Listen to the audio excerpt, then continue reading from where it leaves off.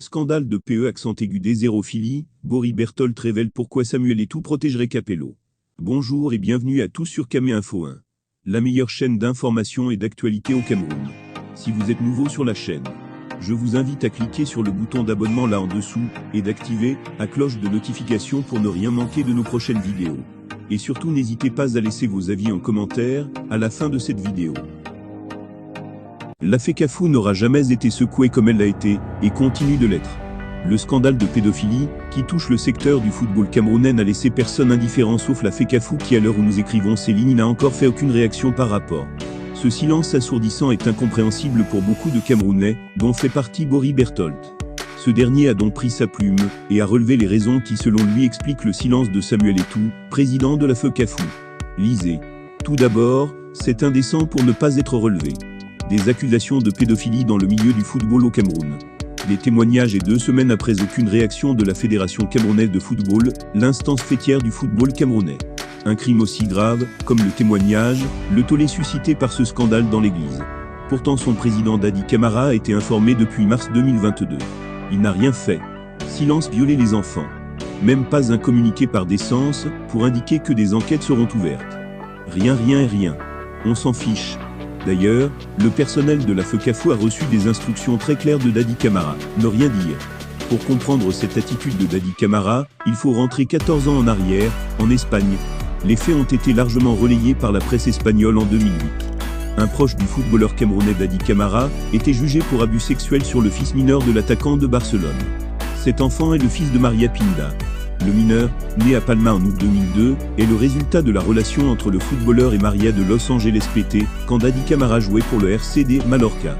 Dadi Camara confiait la garde de son premier fils né en 2002 sur l'île locale, et vivant avec sa maman Maria Pinda dont il est séparé, à un de ses proches.